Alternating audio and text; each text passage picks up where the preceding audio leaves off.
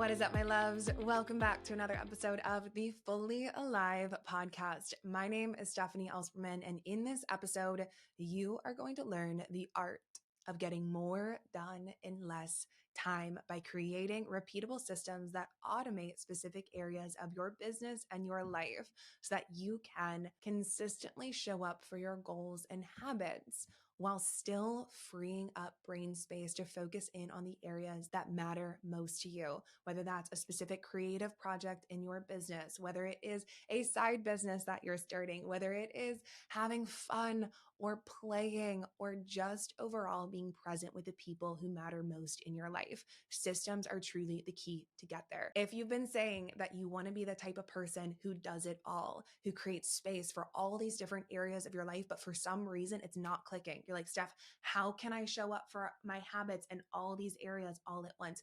I promise you, there's an easier way to do it than just chasing your tail constantly and making your to-do list a whole lot longer. It's the power of systems. This is something that I wish that somebody taught me earlier, honestly, in my life, but especially in my business, because it is a superpower. When you are in charge of creating the systems for your life, things start to happen so much more smoothly. You're going to free up your time so that you don't have to constantly be on to make sure that your goals and your habits are getting done. I'm also going to share with you a few key life systems that I use to make sure that my mind, my body, my home, my relationships are all fully nourished so that my brain space can be used towards creative things throughout the week, towards playing, and towards my purpose. So I cannot wait to head into this podcast episode. So if you've been here before, welcome back. I'm so freaking excited to have you here and just beyond grateful that we get to spend this time together. I know there's a million different things that you could be spending your time on, and it just makes my heart beyond happy that we get to connect in this way. And if you're new here, welcome to the Fully Alive podcast. We are in the middle of what we call prep season, baby. So prep season is what I declared the months of January to the beginning of March right now, where we are fully preparing your entire life to be able to hold the success that you know is inevitable this year. So if you've been planting seeds for those big things that you want to create, we got to make sure that your life, your identity, your systems, all of that good stuff is set to be able to hold it once it does come. Because I've seen time and time again, people who will attract the success and all of those beautiful things and then be like, oh, now what do I do? Because your life wasn't fully set up to be able to hold it. But that ain't happening. You are going to be ready to be able to hold it, grow it, and evolve it over time. So far within prep season, we've already gotten into reflecting on the past year, creating your vision and your streamlined goals that you want to achieve this year, setting up the habits that are going to get you 1% closer every single day. And then in the last podcast episode, we talked about how to structure your day and how to make friends with structure so that you can create more space for creativity. And now we're getting into systems. So I typically like to say that systems and structure are like PB&J. They go hand in hand. And once we have structure, we can now start to use systems to actually automate our habits and specific areas of your life to be able to get these things done in less time. Not so that you can rush from one thing to the next, but so that you can truly be present within your life and feel that sensation of purpose every single day. So, to give you an example of what a system might be, just for context before we head into things, a system is a set of repeatable actions. So, a system can be as simple as the steps that you take every single day to get out the door for, let's say, work. Or a system could be something as simple as the steps that you take to produce your content, or the steps that you take to make sure that your body is nourished every single week. So for example, I have systems for meal planning, for fitness, for our travel, for our weekly planning. I have systems in my business for content, for the podcast, for team and task management, for time management, for all of these different things. And they're all just different repeatable processes so that we don't have to constantly think about what needs to happen next, and our brains can be used for the creative tasks that are at hand. So if you're ready to get into the art of getting more done in less time so that you can focus on things that matter, like your purpose, then you're in the exact right place. And I cannot wait to dive into the rest of this podcast episode.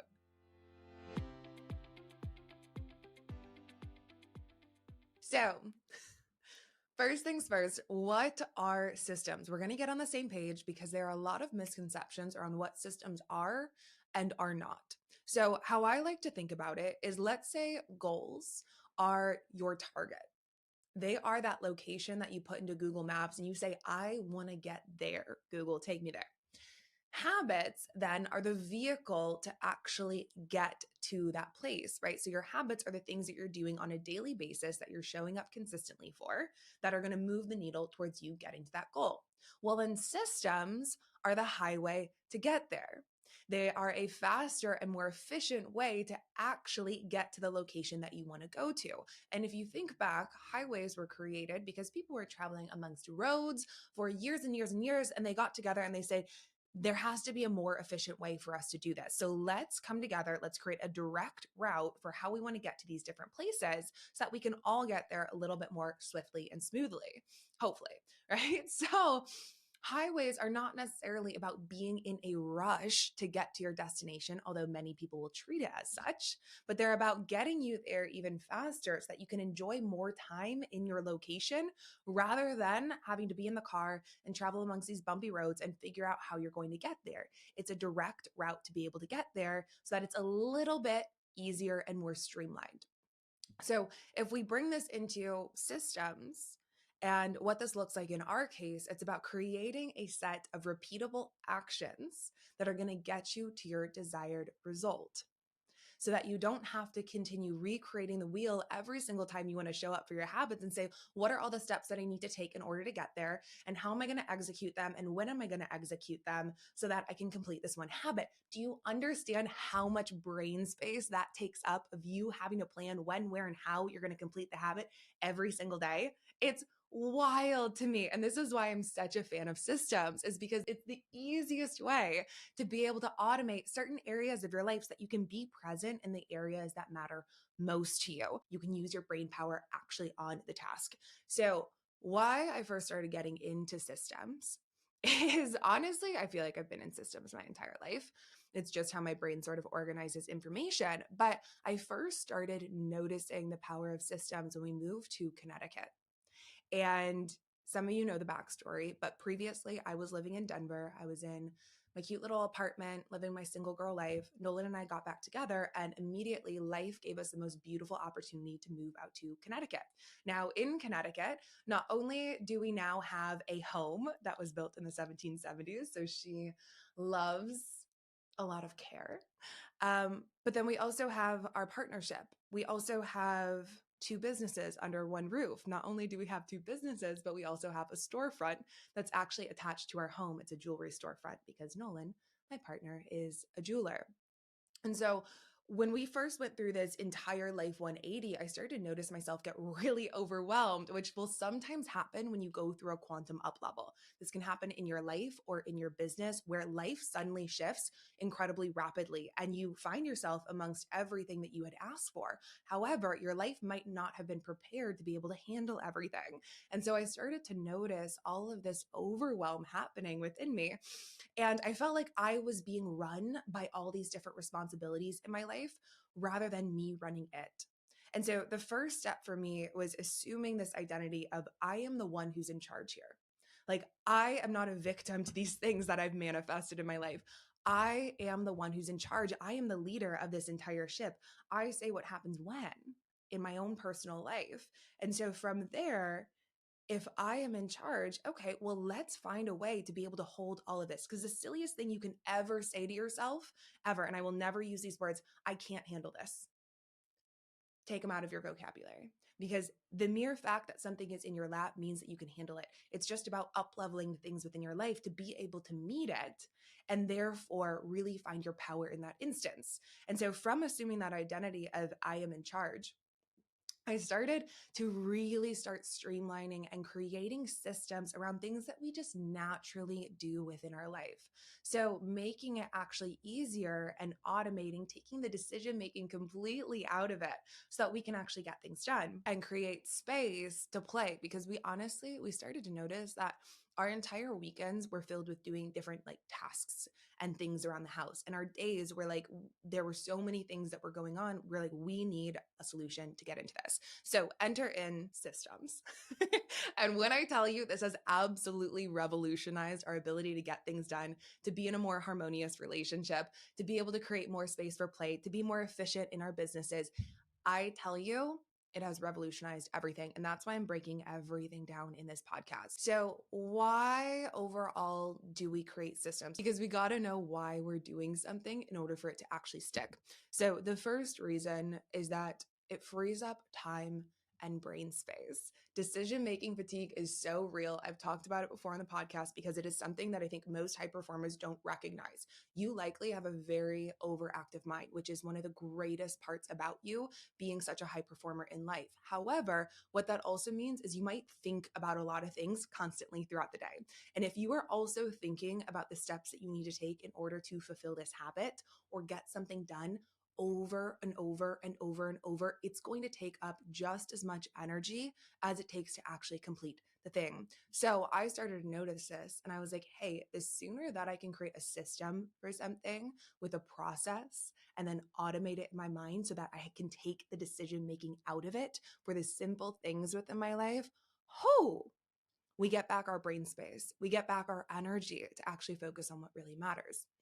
The second reason is that it starts to supercharge our follow through on our habits. So if you are the person where you're like, all right, Steph, I know that I want to start showing up consistently in these specific areas of my life.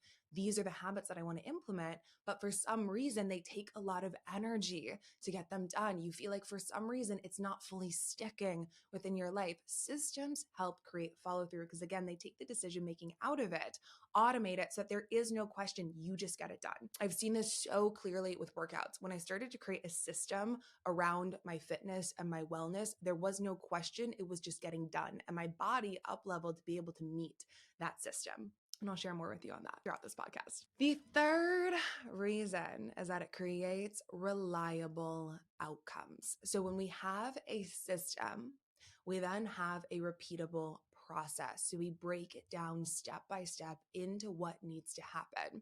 When we have a repeatable process and we're continually doing the same thing, 9 times out of 10, we're going to get a similar outcome. Now, of course, there are always factors that are outside of your control within your life. However, creating a repeatable process that doesn't necessarily deviate depending on those external circumstances, we can start to almost control for those in a sense and be able to streamline your outcomes. So if you're the type of person who says, hey, I want more consistent outcomes within my business or within my content strategy or within my ability to create meals for myself or in my nourishment and my food or in my workouts. Like if you want consistent outcomes, you have to be willing to break it down into a system and then repeat that system over time. Of course, you can always course correct and figure out what works and what doesn't work along the way. But the first step is creating that system. And so my intention with all of this, as I said before, is not only to give you systems to start implementing in your life based on what's worked for me and what's worked for my clients. However, it's to also give you the ins and outs for how to create these for yourself. Because I know personally, I've been in the place early on in my business and my life where people were like, just do this, like, just do this, create this system in your life. And it worked. However, when I started to need to shift the system or I wanted to create more systems in my life, I didn't actually know the repeatable process for creating a system. And so I was kind of just left in the dark to figure it out myself. I want to peel back the curtain and actually give you guys how to start creating systems in your life so you can use this for any area. Because one thing about systems is that when it was just me, I needed different systems in my business than I do when I now have a team and people who I work with. If you are in a 9 to 5, you're going to need different systems than somebody who's in a business or who is juggling a business and a 9 to 5, right? There are different systems for every single human being, and you get to decide what's going to work best for you based on where you most need support. So on top of that, The other thing I'll say is just because a system works for somebody else or is super, super popular doesn't necessarily mean that you need to adopt it. I see this all the time on TikTok where people are like, this is my entire week of how I structure everything and my 5-step Saturday reset and then my 6-step morning routine, like all of this stuff. Like, you don't need to adopt that. If it doesn't work for you, you can try it. You can see how it feels. I always like to try systems on for size, but if it doesn't work for you, don't do it. You get to create what's going to work best in your specific life. And I really encourage you to spend the time to actually go through the steps I'm going to give you to get clear, to create your systems rather than just adopting them based on what somebody else says. Okay. So now let's dive in to these 6 steps to actually create systems that give you your time back in your life, in your business, in your career. You can apply these honestly to every single area. The first step is to actually look at your habits and the goals that you have set for yourself. So the specific areas and what it is that you have said that you want to follow through on. That is the first place to start. There is no sense in adopting a system that doesn't align with your specific goals or habits, right? So look at those first. And if you've been going through prep season, you already have those all set. Another way that you can do this is also looking at what you typically do throughout the week. So this is where time auditing comes in so handy. I talked about this on the last podcast where we dove into structure. When you look at what it is that you're actually spending your time on, you'll start to notice the things that you repeatedly do over time, where you're actually so much more predictable than you think. And that can be a really, really great place to start for your systems as well. So for example, if you notice that every single week you go to the grocery store, or every single week you're working out, every single week you're creating content for your business, et cetera, et cetera. These are all areas where you can start to create systems that automate these processes even more. So the second step from here is to notice where your biggest time eaters and challenges come in. So the questions that I like to ask myself are, what gets in the way of me completing this habit? So if you're someone who has set a habit for yourself and you're like, oh, Steph, for some reason, I'm just not hitting it. Why am I not hitting it? Okay, well, what gets in the way of it? That's the first question, right? And are there areas where you feel like you're slowed down or you're distracted when it comes to completing this habit? So for example, if you want to create a morning routine for yourself and you notice that something is that's slowing you down is you wake up and you're in the habit of checking your phone first thing.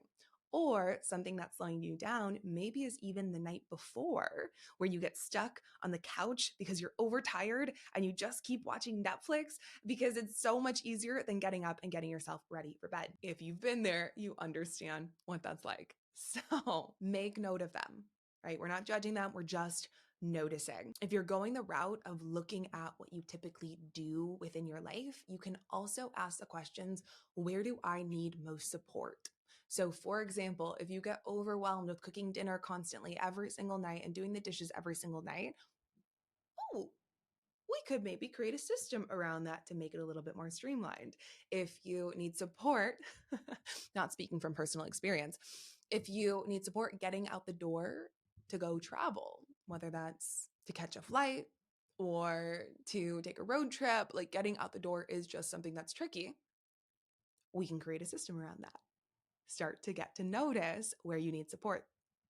Or you can ask, what tasks do you continually repeat on a weekly basis? So, for example, one thing Nolan and I noticed was that we were always wanting to schedule date night. However, because it was just up to us and we didn't have a system put in place, we kind of kept forgetting and we didn't fully plan it out. So then it'd come to the weekend, we're like, oh, let's just go do something, which was beautiful and spontaneous and fun. We desired even more consistency so that we knew that we had those touch points to really connect. And it didn't just become, oh, like, let's figure out something last minute. And so we scheduled our date nights for Wednesdays and Saturdays to create an actual system around it where we talk about it in the beginning of the week. And then he typically makes plans for those dates.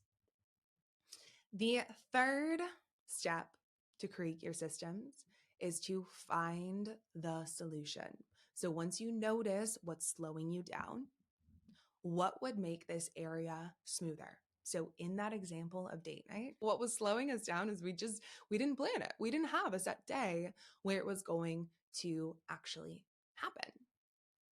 So What would make it smoother is we have a set day. And of course, it can shift and change, but Wednesday and Saturday are our date nights, and we talk about it in the beginning of the week. In the example of your morning routine, right? So if what's slowing you down is checking your phone first thing in the morning, well, what would make this smoother? Oh, sleeping with my phone in another room, having a different alarm clock that I can actually use to wake up in the morning, and knowing the first step that I'm going to take once I turn that alarm off in advance so that I don't have to turn off the alarm and then in a groggy state decide what I'm going to do to start my morning routine. So then from there, once we find the solution, then we get to break down the process and actually make it repeatable. So this is where the system really comes into play, is when we break down this process into steps that we can do over and over and over for consistent execution. This is how you start showing up consistently for your habits. So for example, with our morning routine, the alarm goes off, your feet hit the floor,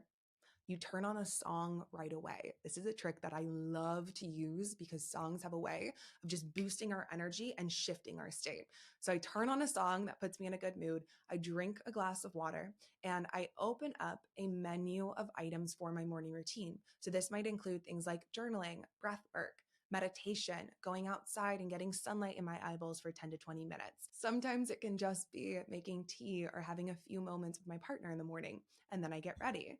Right? So I break down these steps into a repeatable process. Now, if you notice in this repeatable process, I still created space for variation based on how I'm feeling. So I don't say every single day I wake up and then I do 10 minutes of journaling and then I do 5 minutes of an ice bath, and then I do 20 minutes of breath work, and then I get on with my day. It's not that, because I am highly aware, especially being a feminine being, some days I want something different than others. However, I still have a repeatable process for the amount of time for the actions that I take in the morning so that it's still something my body can get used to. I know what we're doing. I know when to do it. We don't have to make any decisions around it. The next step from there is to create a trigger, or what some people call a cue, to actually start the system. So please do not leave it up to your own brain to literally initiate the system, because all that's doing is making it harder on yourself. Your brain is already working so freaking hard to do so many different things. Remembering to start the system is not something that it needs to do, because we have such a simple solution for that. And it's just creating a cue or a trigger. So this can be something as simple as, I love putting reminders in my calendar. It might be an alarm that goes off, a sticky note that you see that reminds you to do the thing. I personally am biased towards my schedule because everything is in the calendar and it's a beautiful way to create reminders. However, you can do what works best for you. Then the last step from here, and this is a bonus, but I honestly think it should be required, is creating a tangible tracking system. So this is where you actually write down your system someplace. It could be on a planner. It could be sticky notes that you keep on your wall. I personally love the app Notion. You all know this about me. I create all of my systems on Notion because it creates a hub where everything is and stays organized. So I'm not chasing, like notes that I put in my notes app, and then things that I wrote in a journal, and then things that I wrote on the wall, like all over the place. It's all in one centralized hub. And your tangible tracking system can be as simple as just a checklist. Like, don't overcomplicate it. Over time, I have started to create more complex dashboards and databases and places to track these systems, but it started so simple with literally just a checklist. So remember, keep it simple.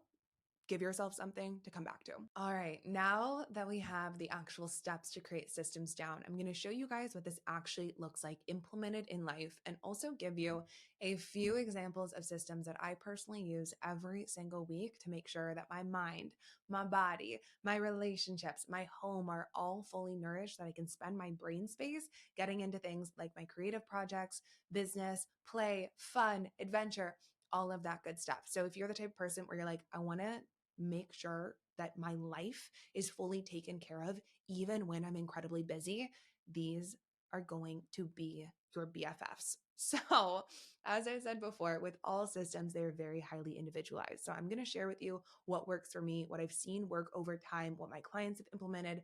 However, take what resonates with you, leave what doesn't. The most important piece is making systems work for your specific life. And I personally like to try systems on for size. So if you see a system where you're like, ooh, that aligns with my habits, I want to try that one on, go for it. Literally replicate my process. I've already done the heavy lifting for you. And then alter it based on what specifically works best for you once you get into it. So the first system, and honestly, the basic, most foundational system that I always recommend and I use every single week is a weekly planning system. So this is something that I completely went in depth into in the previous podcast. So if you haven't listened to that yet, go ahead and save that one and make sure that you listen to it because this is truly, truly key. I'm not going to go into it as much because that'll just be redundant, but go back there if you want to understand how to actually plan out your week so that you can be more efficient with your time and make sure that everything has a place. This is also where I make sure that Nolan and I are on the same page for our week, that we understand how to show up for each other in the best way possible and are on board with any events and scheduling and things like that that we have. So the next system is a meal planning system. No, this is not where we make like 5 meals in one day at all. It's how we make sure that we're nourished throughout the week in a very simple and easy way. So I noticed first and foremost that one of my goals and my values was to create healthy, nourishing meals. Even though we were incredibly busy, still having good whole foods that we personally cook is incredibly important to me. So the habit that we wanted to implement was to cook 3 times a week. However, we started to notice that we were spending a whole lot of time cleaning up the kitchen every single night, cooking dinner, going to the grocery store almost every single day for last minute items because we noticed that we didn't have all the items for the recipe that we wanted to cook. And we wanted to prioritize our creative freedom and being able to either work a little bit later at night or just to fully relax and turn off and not have to clean a million dishes in the kitchen. So when it came to the end of the day, and sometimes like neither of us wanted to cook after doing so many different things, our only option was takeout or like scrounging for something in our kitchen. And it wasn't creating a balanced whole meal that was making us feel really, really good and focused for the next day. And we also noticed that making 3 meals in one day, it just does not work for us. I've tried doing that on a Sunday. I was wiped by the end of the day, spent the entire day in the kitchen when I really wanted to be outside enjoying my life. It just was not going to work. So the next question to ask is, what's the solution? How can we actually streamline this? And Nolan and I came to the conclusion that we'd cook about 2 to 3 times throughout the week. And in those times that we were cooking, we were going to make like a 2 to 3x batch of food and either freeze or eat throughout the week. So we were basically optimizing our cooking time by doubling the amount of food that we were actually making so that we had leftovers, we had things in the freezer that we could pull out on a moment's notice when we were busy or didn't want to cook that night. This all sounds really good in theory, but now it's time to create an actual system around it. So to break this down into repeatable steps, the first step is that we pick out 2 to 3 recipes per week. I love cookbooks as a way of making this so easy. I don't want to spend time searching on the internet. I literally use cookbooks, and then I also have a meals hub in Notion where I track all recipes that if I do find it online or somebody shares a recipe with me, I track recipes there. And then from those recipes, we create a grocery list with all of the items for the recipes so that we are minimizing the grocery trips that we're taking on a moment's notice to get different ingredients. We have everything stocked. On Sunday, we either do a grocery delivery or the grocery store. I like doing grocery delivery. Nolan actually loves going to the grocery store, so he goes to the grocery store if that's what we choose. Then, based on our schedule, we allocate which nights we're cooking each. So, for example, if I have a call on Monday evening and he's working a little bit later, we're either going to make sure that we cook on Sunday and then have leftovers on Monday, or Nolan's going to be like, hey, I'll pick it up on Monday. You'll have food ready when you come out of your call, and then it's all set. And then I will make food on the days where I have a free evening and he's working a little bit later. Now, the next step is to create a cue for it. So, first of all, we plan everything out on our Sunday weekly planning date. And then I literally set reminders in my phone for when to cook dinner and what we're eating on which night. Does it change? Yeah, of course. Sometimes it does, but overall, we have a rough outline and a game plan. So it doesn't just come to like Monday night at 6 p.m. We're like, oh, what are we going to eat? Right? And then you reach for either things of convenience, takeout, etc. And then from there, the last piece is to organize it into a tangible tracking system. So as I said before, I have a Notion dashboard that has all of my recipes and their ingredients, and I go back to that. Now, again, I will tell you that when I was single and living by myself in an apartment, did I have all this? Absolutely not. I did have a system for making sure that I had groceries for the week and meal prepping on Sundays. But did I have a whole meal dashboard? Absolutely not. However, now being in partnership, something that my man craves is not girl dinner. He loves having a meal, and therefore my systems have shifted and evolved to be able to fit the values of him and our partnership. Now, another system is for workouts and fitness, baby. So if one of your goals is to get in the strongest shape of your life, or honestly just to move your body so that you feel good, your brain feels alert for the work that you're going to get into, let's create a system around it, shall we? Right? So notice, what is the habit that you want to create? For me, my habit was, hey, I want to work out 3 to 4 times a week and take walks the other days. So what I noticed was that when I didn't have anything around my workout scheduled or pre-planned, it would just kind of be based on how I felt throughout the day. And now this was really beautiful for getting in tune with my body. However, sometimes there would be times where I just didn't feel like it. It wasn't that my body needed rest. It was just like, nah, I just don't feel like it. And if I didn't have it planned, I would so much more easily get into work or get into other obligations and completely forget actually moving my body until 3 days later, where I felt kind of sluggish. I'm like, why do I feel sluggish? Oh, because I haven't been moving my body. So if I want to consistently show up for this habit, guess what needs to happen? Let's break it down into a repeatable process. So on my Sunday weekly planning day, I allocate which workouts I'm going to get done when. So let's say Monday is leg day. Wednesday is going to be back and buys. Thursday, I'm going to go to yoga. And Friday is going to be a long walk. Saturday, I go back in, I do my legs again, for example. Then I also schedule out what days I'm going to take yoga, as I said before. Then I create reminders for each of these. When I'm working out, I have a preset workout of 6 different exercises. I choose 4 of them and then get on the road. So it's easy. We're in, we're out. We know exactly what we're doing. We can track progress over time, and nothing gets forgotten unless I intentionally want to take a rest day one day. The next step is to set a cue. So I schedule it in my calendar with reminders when I'm going to work out and what I'm actually doing for that workout. From there, we can create a tangible tracking system. I personally, again, use a Notion database to track all of my progress with my workouts, that every single week I can see how my strength is increasing. And I also track it with my cycle, because I know that my strength is going to be different depending on where I'm at in my cycle. So it's all in one place. Now, I also have a system for when cleaning and laundry gets done, believe it or not. So I noticed that laundry, it was taking a whole lot of time. So I was like, let's systemize it. All right. On Fridays, we do 1 load of laundry.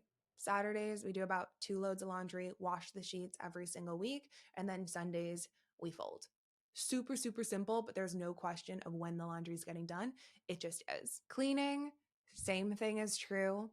Every single night, we have a checklist of putting the dishes away, making sure that the counters are cleaned off. So in the morning, we come down, the kitchen is fully clean. And then every single evening, we do what I call a turbo clean. Which we kind of make it a game of like, how fast can we pick up the house, and just like random things that get misplaced, that it never gets out of control where you then like wake up and you're like, oh my God, my house is completely overwhelming me. I'm personally the type of person where I work best when my space is clear and clean and clutter free. And so we do it every single night to stay on top of it. Then on Saturday morning, I'll typically do a little bit more in depth of a turbo clean to make sure that everything is set up and I can just enjoy the rest of the weekend and I don't have to do all of it on Sunday. Now, I could keep going. I literally have systems for everything, including travel. We've got a whole dashboard for travel. However, as you can see, systems can be so simple. So simple. All it is, creating a repeatable process so that you don't have to make decisions around it every single day. Now, the last system that we're going to end with is kind of a hybrid system between life and business. It's something I use in both areas and can also work if you're in a 9 to 5 or corporate. It is a time management system. I noticed, again, following our 6-step process, one of my goals and my values was to create space for deep focus and creativity. So, actual concentrated work blocks where I could work less, but have more focus in the time that I was working. And this also aligned with certain habits I wanted to create around consistent content, the podcast, clients, all of that good stuff. I noticed, however, you might resonate with some of these, that I was leaving my most important tasks to the end of the day where I didn't have as much brain power. I thought that at 4 p.m. I was going to be really productive. Absolutely not. And I also noticed that switching between tasks, so being in a project and then noticing a message from, let's say, my team or a client, and then switching over to that was one of my biggest time consumers. And I had a lot of items on my to-do list, but no real system for deciding when things were going to get done. So I would just look at my to-do list and be like, oh my God, I got to get all of these things done. And then kind of get into them with a little bit of a haphazard or stressed state. There'd be a little bit more overwhelm. And in overwhelm, I'd reach for distractions, right? So typically the thing that distracts us most is actually our internal state rather than the external things that are happening in our environment. So when you start to feel uncomfortable or overwhelmed, you're more likely to reach for social media. And I noticed that happening. So the solution from there is to put the most important tasks first in my day. It was uncomfortable. I didn't want to do it. However, it's the key to being able to actually use your brain power for the things that matter most. So, the process, the repeatable process that I now go through Sundays, weekly planning date, and make sure that my week is set. Then, first thing every single day is to get into my daily planning date. So, this is where I take my to do list items and I time block my calendar with specific work blocks for each task. So, I might say, hey, from 9 to 10:30, I'm getting the podcast outline done. And then from 10:30 until 11:30, I'm going to record. 12 until 1, this is what's happening. And I'd have a set block for each specific task and also rest periods, because rest periods are so important. Please don't back to back book your schedule without any rest. We need those breaks for our brain. Okay. And then I would also focus on having my most important tasks in the morning from 9 a.m. until 1 p.m. I'd take a break from there. And then from 2 p.m. until 6 p.m., I was doing my calls and admin tasks. Now, do I go according to the schedule every single day? No, there's variation, but I generally understand that when I need to get things done, I'm going to do my most important things in the morning. I'm going to have admin tasks and easier items in the afternoon. Then, when I'm actually in my tasks, I use the Pomodoro method for work sprints. So, the Pomodoro method, I've talked about it on the podcast before. I'm such a fan of it, is 25 minutes on, 5 minutes off. You can do anything for 25 minutes. And typically the hardest part and why we procrastinate tasks is just getting started. Just getting started, right? So if you set a timer for 25 minutes and tell yourself, I only have to do this for like 10 minutes, 25 minutes, whatever it is that you need to tell your brain that you can get into it, likely from there, your momentum is going to carry you. So I use that to actually get my tasks done. To address the social media piece of reaching for distractions, I use an app called Opal, which I 10 out of 10 recommend for creating focused work time. It will block apps so that you can't get into them. And I noticed this really, really helped with reprogramming the unconscious tap on the app sort of thing, right? Where I was doing it, just not even recognizing it. And in actuality, for me personally, like going on social media, and I recommend this for especially anyone who is starting a business, in a business, wanting to do something new with their life, etc. You've got to put your blinders on. That consuming content constantly is not actually doing anything for your mood, for your creativity, for anything like that. You've got to create from your own brain and what's actually going on in here. And if we're not constantly checking apps, there's so much more space to get into your own brain and your own creativity. So I use an app to block things like social media, things that aren't really going to help me, so that I go in there with intention. When I do go into social media, it's typically for a few minutes to post some things, to maybe look at close people's content, and that's about it. Then from there, we set the cue. So I have reminders for everything in my calendar. They are repeated weekly, so I really don't have to do that much. If there are things that you do every single week, so for example, the first thing that I do is plan out my day. I have a recurring daily reminder to plan out my day in my calendar so I don't have to keep going in there and scheduling it out. And then from there, we create a tangible system. So I got a Notion template for this. Can you believe it? So I use Notion for my weekly planner. I linked that in the past podcast episode, but I'll also link it below this podcast episode. It's completely free, which is bonkers. I'm giving you my entire template for how I plan out my week on Notion and make sure that everything gets done. And I also use Google Calendar. Notion just came out with a calendar for any of you who do use Notion, which I'm getting into and playing with. But overall, I use a calendar to be able to schedule everything. All right, now that you've got all the examples on fun systems to use, as I've said throughout this podcast, like, are they going to be perfect? Absolutely not.